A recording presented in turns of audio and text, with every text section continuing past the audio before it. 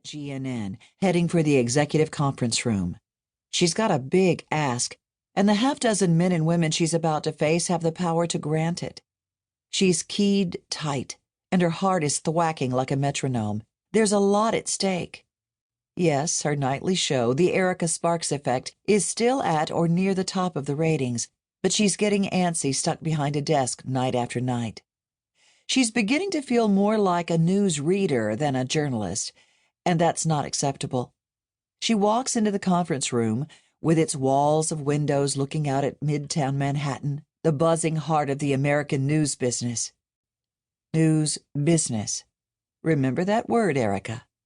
It's a word that Greg, her husband, drilled into her as he helped her with the pitch. They may not be working together at GNN anymore. Greg has started his own consultancy, which has led to some major friction in the marriage. But the man knows how the industry works inside out. "Good morning, Erica," Mort Silver, the head of GNN, says. He's sitting at the head of the table looking avuncular and self-important. On one side of him are the CFO and her top lieutenants. On the other, the COO and his.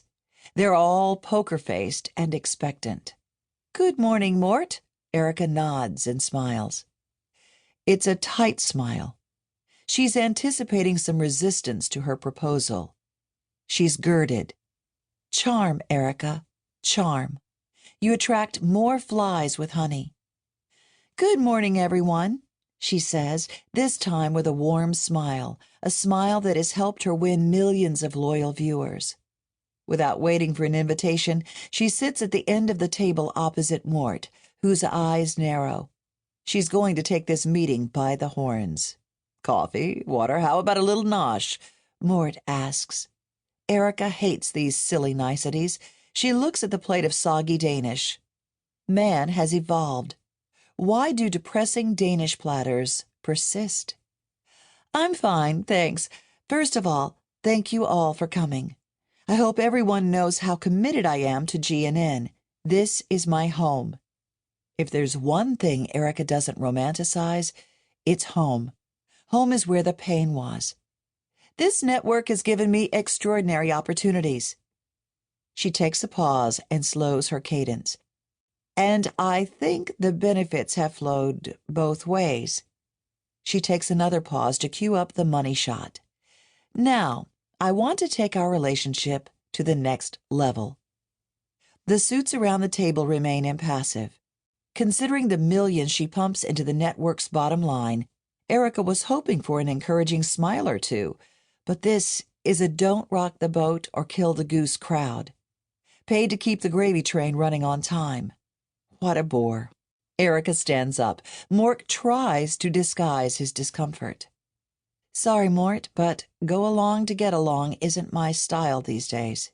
I feel very strongly that fearless, muckraking journalism is a linchpin of our democracy. It has been for our entire history. The Founding Fathers understood how crucial a free press is, and they wrote its protection into the Constitution.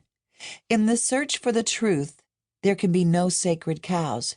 And I feel that all the news networks have been intimidated and defanged by political pressure, corporate pressure, ratings pressure." Erica turns and takes a few steps, letting the tension in the room build. Then she wheels around. "Look at the Iraq War. It was based on lies. Lies that the press, for the most part, accepted, cowed by the bullying and belligerence of the White House, and our nation is still paying a price for that acquiescence. This isn't theoretical or hypothetical." Erica can feel her emotions rising, anger and sadness. She is passionate about veterans. Tens of thousands of young men are scarred forever, missing their limbs, their eyesight, their sanity, disfigured, disabled, and traumatized. Their lives have been reduced to endless struggle. I remember one vet I interviewed when I was working at a local station up in New Hampshire. His name was Ryan Taylor. He was 19 years old. His family had no money, and he had enlisted so he'd be able to pay for college. He was sent over to Iraq, and one cold morning, an IED exploded beside his patrol. He was blinded and lost both arms below the elbow.